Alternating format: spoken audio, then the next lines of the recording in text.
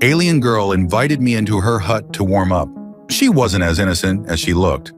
The bitter wind howled across the frozen wasteland, cutting through my patchwork fur coat like serrated knives. My emergency beacon blinked pathetically in the gathering dusk, its power cells nearly depleted. The crash had left my space capsule a twisted wreck of metal and sparking circuits, forcing me to abandon it or freeze to death in its cold embrace. "Fuck this planet," I muttered, adjusting my bow across my back. The weapon, a marvel of human engineering, was one of the few pieces of equipment that had survived intact. Fat lot of good it would do me if I turned into a human popsicle. The storm was getting worse, visibility dropping to mere meters. My stealth tech suit's temperature regulation was failing, and I could feel the deadly cold seeping into my bones. Just when I was starting to accept that this godforsaken ice ball would be my final resting place, I spotted it. A flicker of warm light through the swirling snow, a stone cabin, sturdy and squat against the elements. I saw smoke curling from its chimney like a beacon of hope. As I trudged closer, the door swung open, and I froze, not from the cold this time. She was unlike anything I'd ever seen, tall and lithe, with pale lavender skin that seemed to glow in the firelight. Her long purple hair whipped in the wind, and her hunting outfit, if you could call that metallic lingerie-like ensemble an outfit, left little to the imagination despite the armored shoulder plates. Our eyes met across the distance. Hers were a deep violet, piercing, and intelligent. She held a high-tech bow similar to mine, though clearly of alien design. "Well," she called out in perfect universal standard, her voice carrying a musical lilt, "are you going to stand there and freeze? Or would you like to come inside?" I hesitated. In my line of work, trust didn't come easily, but right now, death by freezing seemed a far worse option than whatever this mysterious alien huntress might have planned. "Much obliged," I replied, taking a careful step forward. "Name's Darren. I had a bit of a transportation malfunction." Her lips curved in what might have been amusement. "I'm Kira. Come in before the storm claims you." The interior of her cabin was warm and surprisingly cozy. Alien artifacts decorated the walls, and a fire crackled in a hearth that seemed to operate on principles I couldn't quite grasp. Kira moved with fluid grace, gesturing for me to sit near the heat source. "You're human," she stated, not a question.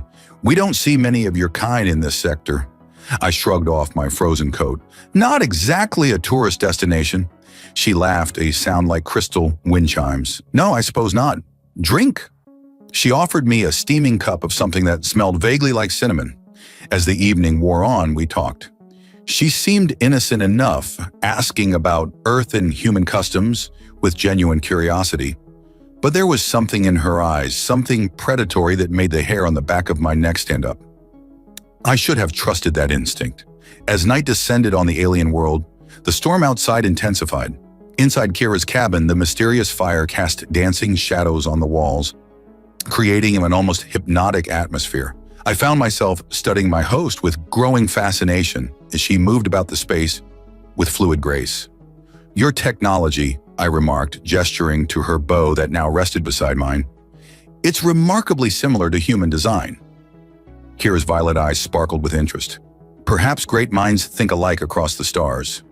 She settled closer to me, her lavender skin seeming to glow in the firelight. "Though I find humans particularly intriguing." The way she said that last word sent a shiver down my spine that had nothing to do with the cold. Her innocent demeanor had begun to shift subtly as darkness fell, like watching a flower slowly unfurl its petals. "We're not that special," I deflected, though my heart rate had picked up. "Just another species trying to make our way in the universe." She laughed, that crystalline sound now carrying an edge of something wilder. "Oh, but you are special, Darren. Your kind possesses a fire that burns brighter than any star." Her hand brushed my arm and I felt electricity shoot through my body. "Your passion, your drive, it's unlike anything in the known galaxies." The temperature in the room seemed to rise several degrees. Kira's movements had become more fluid, more predatory. Her earlier shyness had melted away like spring frost, revealing something far more primal beneath. "You should rest," she suggested, her voice taking on a husky quality that hadn't been there before. "The storm won't pass until morning." She showed me to a pile of soft furs near the fire. As I lay down, I couldn't shake the feeling that I was being watched, hunted even. The innocent alien girl from earlier had vanished, replaced by something far more dangerous and alluring. Sleep proved elusive. The fire's warmth and the storm's howling created an otherworldly atmosphere. I was acutely aware of Kira's presence, her breathing changing rhythm as the night deepened. Then I felt it, the shift in the air, the tension crackling like static electricity. I opened my eyes to find her looming over me, her purple hair creating a curtain around us. Her eyes had changed, pupils dilated into dark pools of desire. "My people," she whispered, her voice rough with need. "We hunt what we want." Her hands traced patterns on my chest that left trails of fire in their wake. "And I've never wanted anything as much as I want you." What followed was a blur of sensation and passion, a primal dance as old as life itself. Kira was both predator and lover, her earlier innocence forgotten in favor of raw, untamed desire. Her strength matched mine, her passion burned as hot as any human's. By morning, I lay breathless and amazed, watching as Kira moved about the cabin, preparing breakfast as if nothing extraordinary had happened. Her innocent demeanor had returned, but now I recognized it for the mask it was. "Sleep well?" she asked sweetly, those violet eyes twinkling with secret knowledge. "Like someone who's been thoroughly hunted," I replied with a knowing smile. She laughed, the sound both delicate and dangerous. "Humans are fascinating prey," she mused. "You don't run, you rise to the challenge." "Is that all I am, prey?" Her expression softened momentarily. "Perhaps you're something else entirely, something I never expected to find on this frozen world." The storm had passed, leaving behind a pristine blanket of snow and something new between us, something that defied the conventional boundaries between species and cultures. The days following our first night together brought fascinating changes in Kira's behavior. Her daytime innocence remained, but it was now punctuated by moments of intense possessiveness that caught me off guard.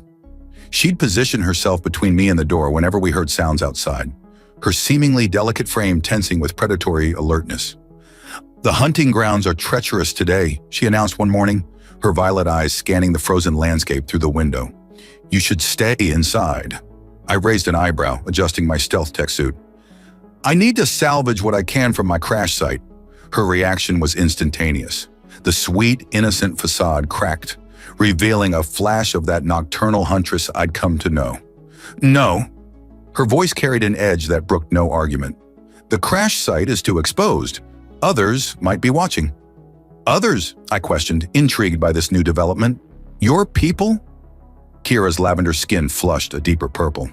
"The Syndicate patrols these territories. They're interested in unique specimens." Her eyes raked over me possessively. "Particularly humans." The implications weren't lost on me. "So I'm not the first human you've encountered." "You're the first I've claimed," she replied with disarming directness, then immediately returned to her innocent demeanor, humming softly while preparing some kind of alien breakfast. This duality fascinated me. During daylight hours, she'd flit about the cabin with graceful innocence, teaching me about local herbs and wildlife. But I'd catch her watching me with that predatory intensity, especially when she thought I wasn't looking. "Your species," I ventured later that day, "this hunting behavior, is it always part of the courtship?" Kira paused in her task of maintaining her high-tech bow. "We're apex predators, Darren. Everything about us is tied to the hunt." She set aside the weapon and approached me with that fluid grace that still made my pulse quicken. "But this is different. You've awakened something else in me." Her hand traced the line of my jaw, and I felt that familiar electric tension building. "Something territorial," she continued, her voice dropping to that husky tone that preceded her nocturnal transformations. "Something permanent." The revelation hit me like a plasma blast. "You're not just protecting me from others, are you? You're ensuring I stay." Her innocent mask slipped completely, revealing a raw honesty that took my breath away. "Humans are remarkable creatures. Your adaptability, your resilience." She pressed closer, her scent filling my senses. "Your capacity for passion matches our own, perhaps exceeds it." "And that's why you're being so territorial?" I managed to ask, though my thoughts were becoming increasingly scattered. Kira's laugh held a dangerous edge. "My people mate for life, Darren. When we choose absolutely." Her eyes met mine, pupils dilating in that now familiar way. And I chose you the moment you stepped into my territory. The implications of her words should have terrified me. Instead, I found myself oddly thrilled by the prospect. This beautiful, dangerous creature had marked me as hers, and the primal part of my brain was perfectly fine with that arrangement. "There's more," she whispered, her fingers tracing patterns on my chest. "My biology, it's responding to you in unexpected ways. The nightly hunts aren't just about pleasure anymore." I caught her meaning immediately. "Oh no, you're saying we could create something new," she finished. "Something unprecedented. If you're willing to stay, to fully accept what I am, both the innocent and the hunter." The choice should have been difficult. I had a life back in human space, responsibilities, connections. But as I looked into those violet eyes, I realized none of that mattered anymore. This frozen world, this cabin, this fascinating creature who was both predator and partner, this was where I belonged. "I accept," I said simply, and watched as both sides of her nature, the innocent and the hunter, merged into something uniquely beautiful. Her response was to pull me into a kiss that contained both tender affection and primal claim, a perfect representation of her dual nature. The changes in Kira began subtly at first. Her lavender skin took on an ethereal glow, particularly visible in the dim light of dawn. Her already keen hunting instincts sharpened to an almost supernatural degree, and her protective nature intensified tenfold. "Something's different," I remarked one morning, watching her move about the cabin with an altered grace. Her usual fluid movements now carried an additional layer of awareness, as if she was constantly conscious of some precious cargo. She paused by the window, the morning light casting a luminescent sheen across her skin. "My body is adapting," she replied, her voice carrying a note of wonder. The ancient texts spoke of such possibilities, but they were considered myths. I approached her carefully, noting how she unconsciously positioned herself to keep me in sight. "What kind of myths?" "Stories of our ancestors breeding with star travelers," she explained, her violet eyes meeting mine with a mixture of excitement and apprehension, creating new life that carried the strength of both bloodlines. The implications hit me like a gravitational wave. "You mean..." "Yes." Her innocent daytime demeanor melted into something more primal as she took my hand and placed it against her abdomen. "Our nightly hunts have borne fruit." The warmth beneath my palm seemed to pulse with possibility. "But how is this possible? Our species are from different worlds, different evolutionary paths." Kira's laugh carried that dangerous edge I'd come to associate with her hunter nature. "Humans are remarkable adapters, Darren. Your genetic flexibility is legendary among spacefaring races." Her eyes darkened with desire. "Perhaps that's why I was drawn to you so powerfully that first night. The memory of our initial encounter sent electricity coursing through my veins." "You knew this could happen?" "I hoped," she admitted, her dual nature showing in the way she shifted between shy glances and predatory stares. "My people have always believed that the strongest bloodlines come from the stars." As days passed, the changes became more pronounced. Kira's hunting outfit required adjustment to accommodate her slightly swelling form. Her nocturnal passion grew even more intense, driven by new hormones and ancient instincts. "The child will be strong," she declared one evening, her hands trailing fire across my skin. "Human determination combined with our predatory nature." Her eyes glowed with pride. A perfect hunter. The thought should have terrified me, but instead it filled me with a fierce joy. This impossible miracle, this blending of worlds, it represented everything humanity had hoped to achieve in reaching for the stars. "Your people," I ventured, watching her maintain her bow with the same careful attention she now gave her changing body. "How will they react?" "They will celebrate," she assured me, though a hint of steel entered her voice. "And if they don't, we'll find our own territory. I've marked you as mine, and now we carry the future within us." Her possessiveness had taken on new dimensions. She no longer just guarded me from potential threats. Now she guarded our shared future, our impossible child growing in her womb. "Tell me more about these ancient texts," I requested, genuinely curious about the precedent for our situation. Kira settled beside me, her natural warmth increased by her condition. "They speak of a time when the stars were closer, when different peoples mixed freely." Her hand absently caressed her slightly rounded abdomen. The children born of such unions were said to possess extraordinary gifts, the best traits of both bloodlines. And now we're writing our own chapter in that history, I mused, earning one of her crystalline laughs. More than that, she purred, her innocent facade slipping as night approached. We're proving that the legends were true, that humanity's greatest strength isn't your technology or your adaptability. It's your capacity to create something new and beautiful with those you love. The approach of winter brought new challenges to our unconventional household. The temperature dropped even further and the storms grew more frequent, howling around our stone sanctuary like hungry beasts. Kira's pregnancy had progressed remarkably, her lavender skin now carrying an inner luminescence that seemed to brighten our darkening days. The cold season will be harsh, she announced one morning, her hunter's instincts more acute than ever.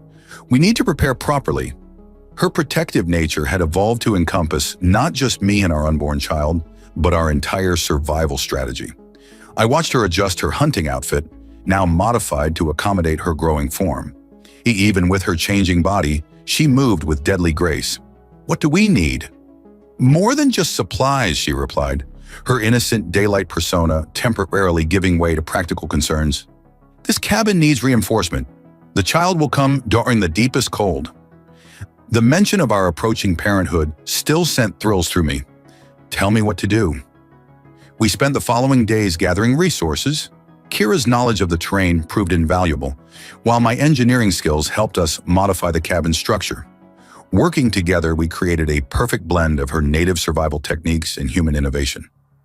Your species continues to amaze me, she remarked one evening, watching me install a makeshift heating system using salvaged parts from my crashed ship. You create solutions where none seem possible. I grinned at her. Says the pregnant alien huntress who's still outperforming me with that bow. Her laugh echoed through the cabin, but her eyes held that predatory gleam that preceded her nocturnal transformations.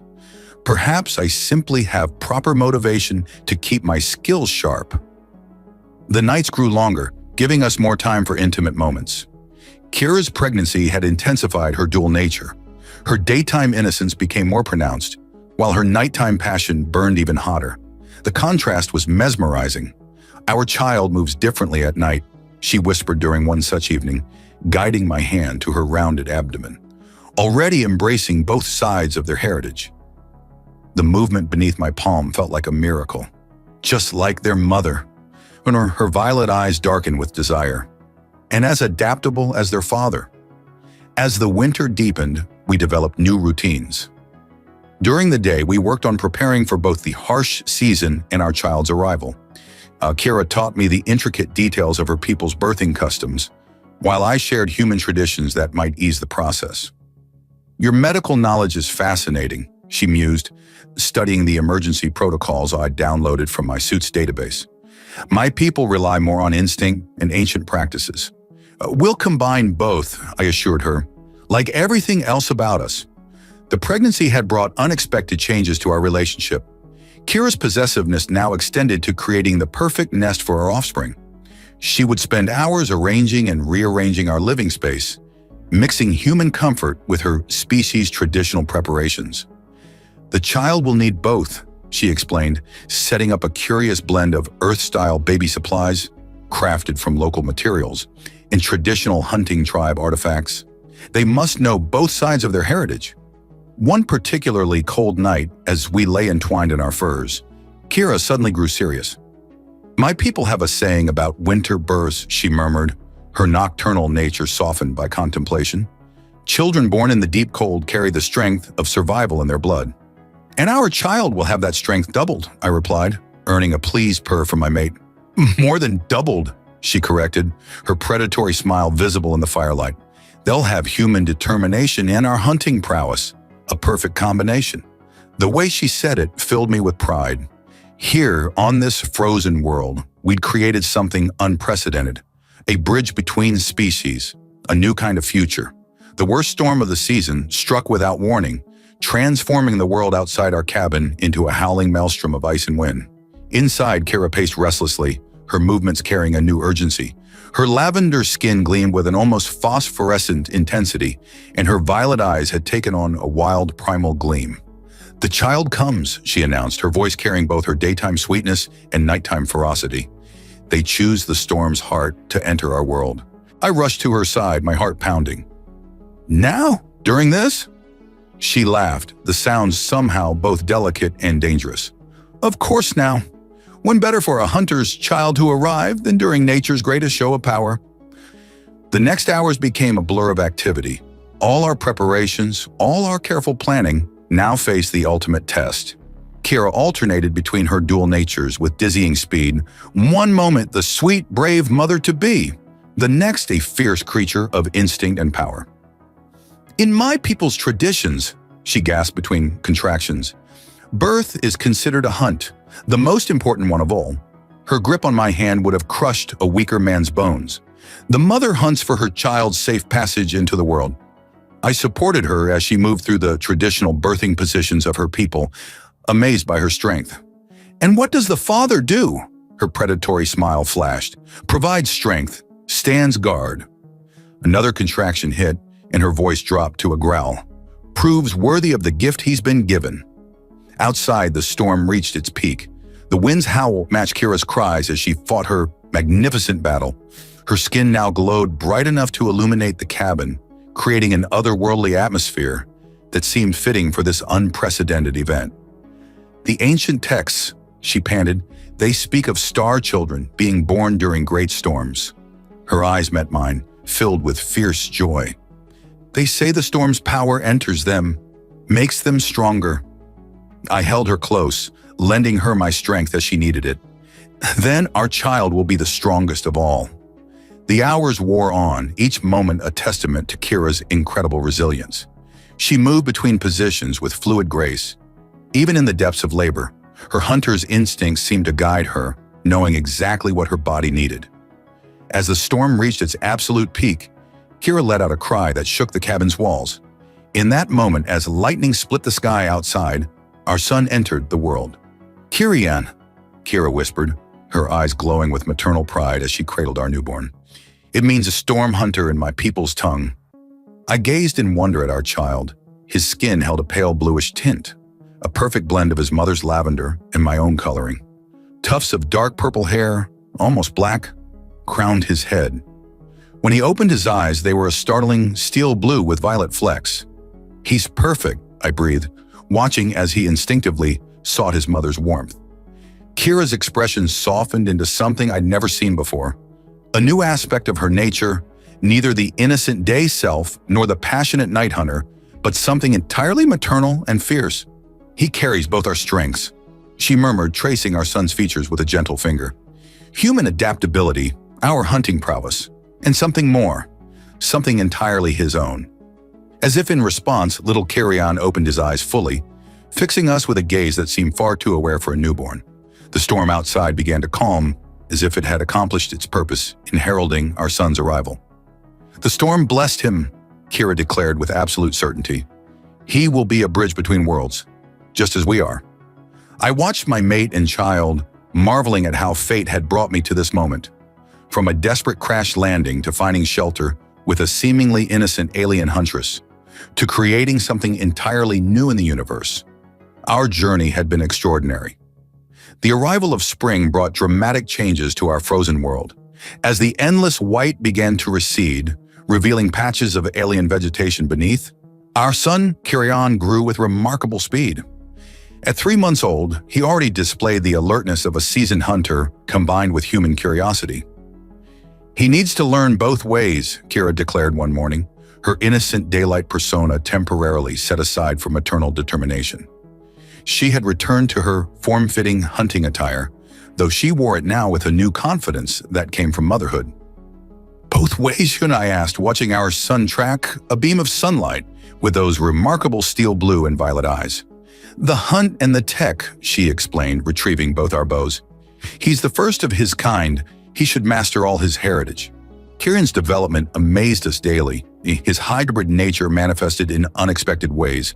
He possessed his mother's acute senses and my analytical mind. His skin, that fascinating blend of lavender and human tones, seemed to shift slightly with his moods.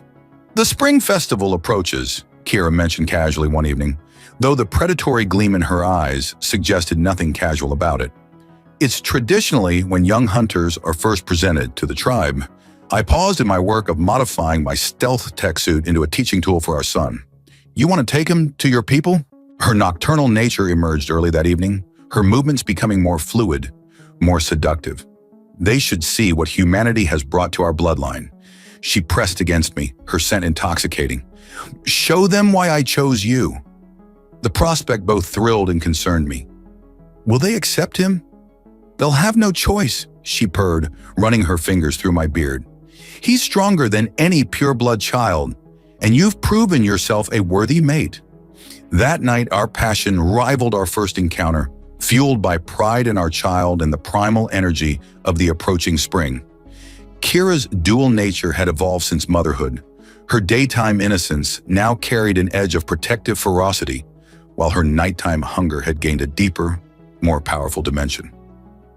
The next day, we began preparing Kyrian for his first outdoor expedition. I fashioned a small carrier that combined my tech with Kyra's traditional materials, while she crafted tiny hunting garments that would protect our son from the elements while allowing him freedom of movement. Watch, Kyra instructed, demonstrating proper bow technique for our attentive child. The hunt is in your blood, little Stormborn. Kyrian's eyes followed every movement with uncanny precision. When Kyra released her arrow, he made a sound that combined a human laugh with a hunter's cry of triumph. He understands both languages already, I noted proudly, showing him how to activate various tech functions, Earth Standard and your people's tongue. Of course he does, Kira replied, her daytime smile carrying a hint of her nocturnal pride. He's the best of both worlds. As we ventured further from our cabin each day, I noticed how Kyrian responded to his environment.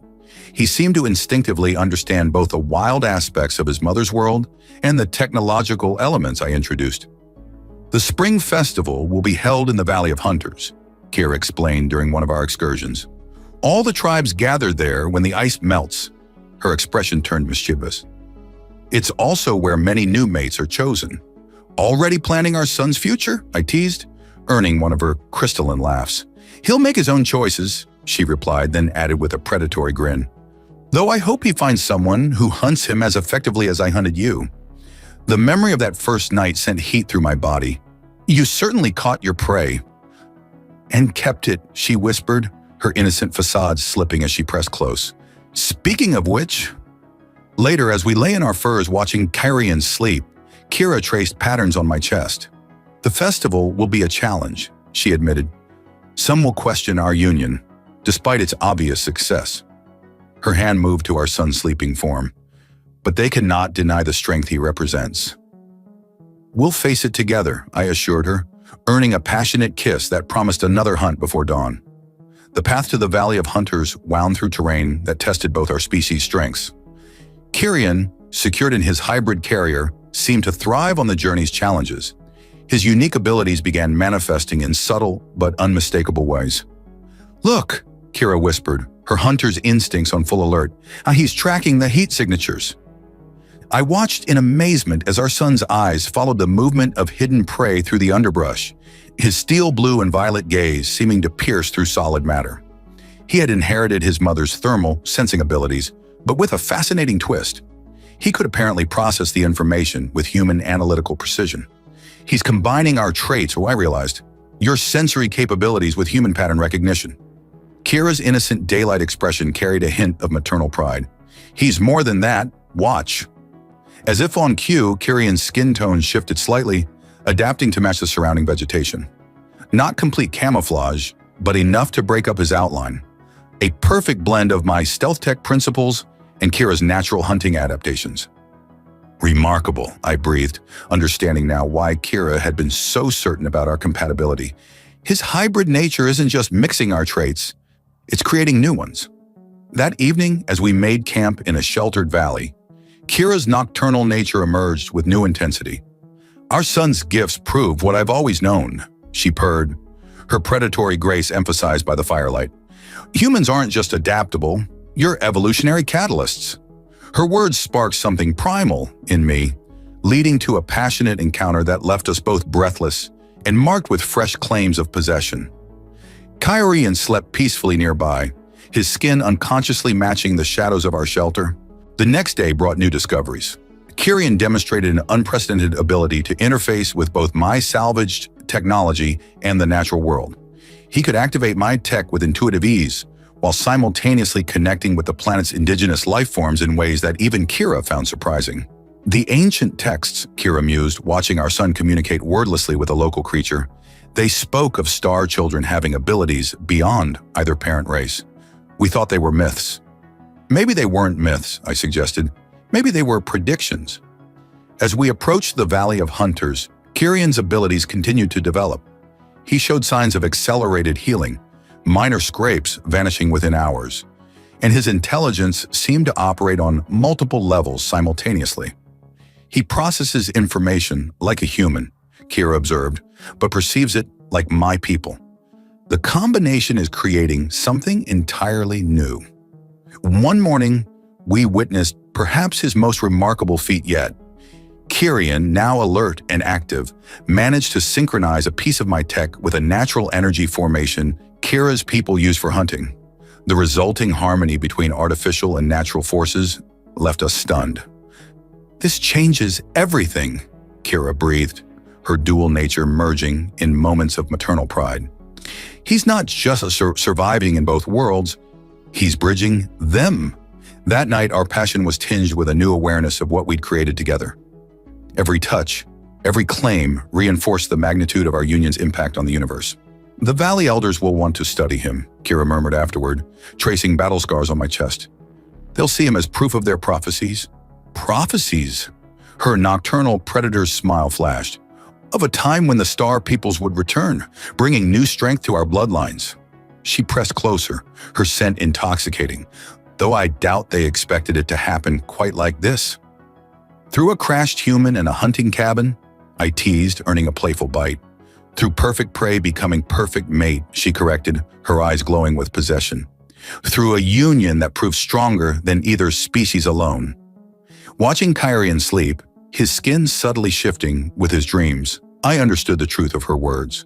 And our son represented something unprecedented, not just a mixture of traits, but an evolutionary leap forward. "The festival will be interesting," I mused. Kira's laugh carried both innocence and danger. "They'll either fear him or worship him." Her expression turned fierce.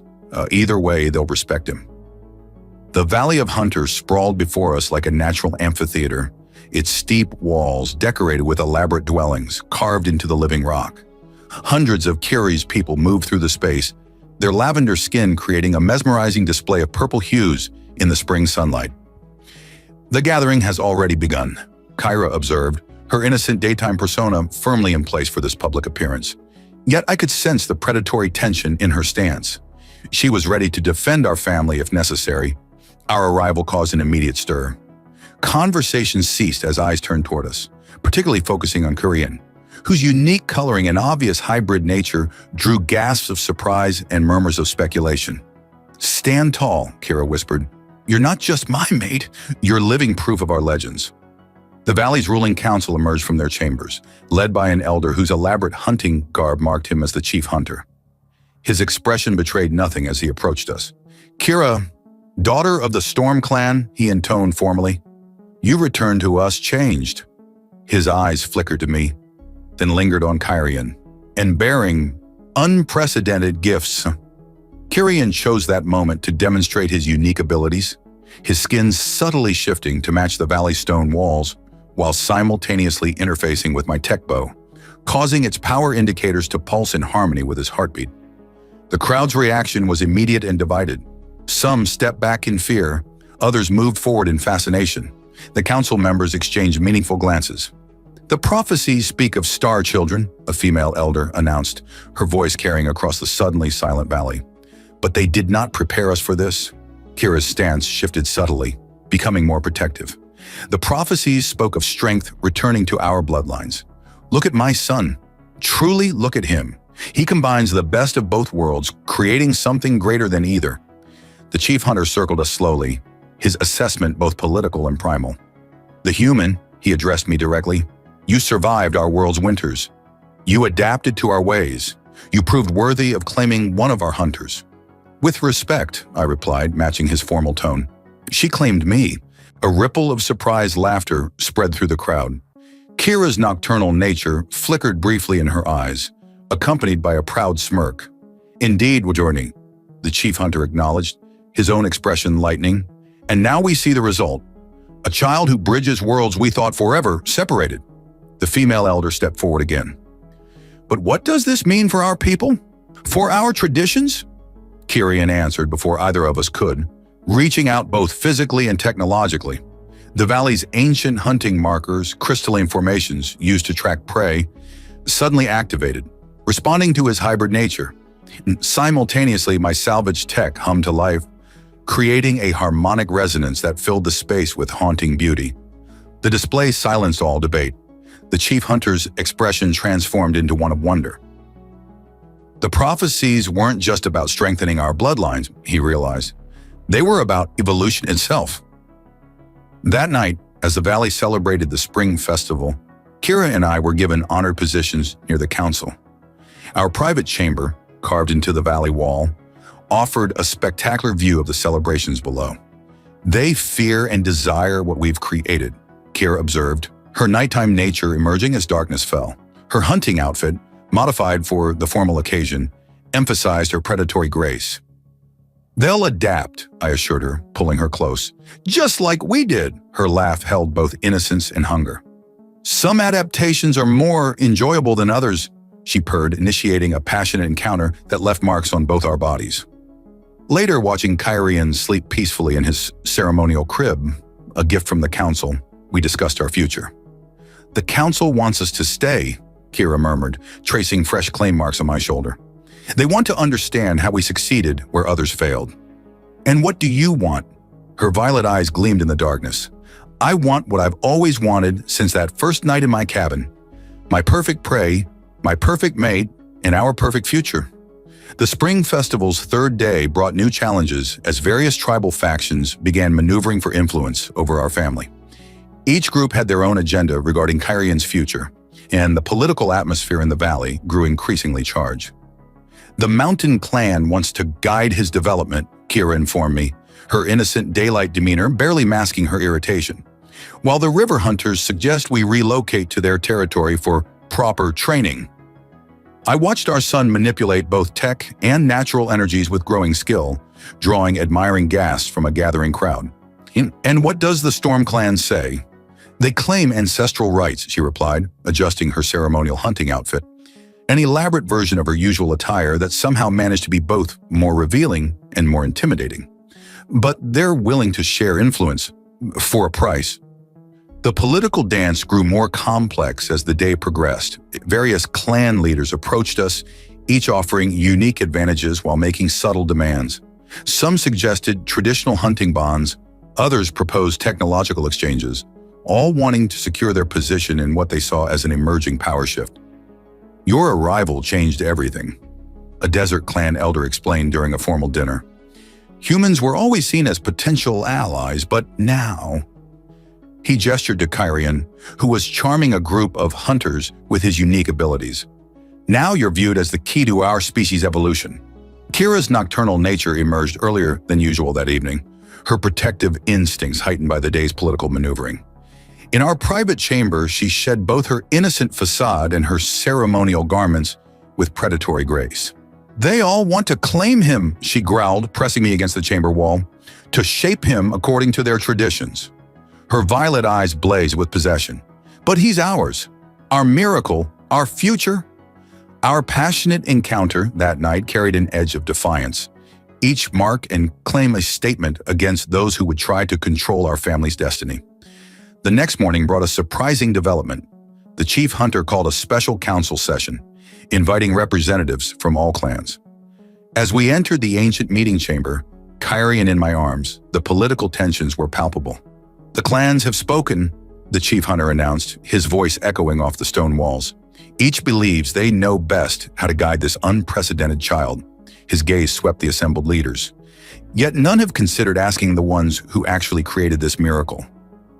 Kira stepped forward, her daytime innocence replaced by diplomatic steel. "My mate and I have already proven we know what's best for our son. Look at him, healthy, strong, and developing abilities none of you predicted. A desert clan leader rose in protest. But the prophecies, I interrupted, earning surprised looks from the assembly. Speak of strength returning to your bloodlines.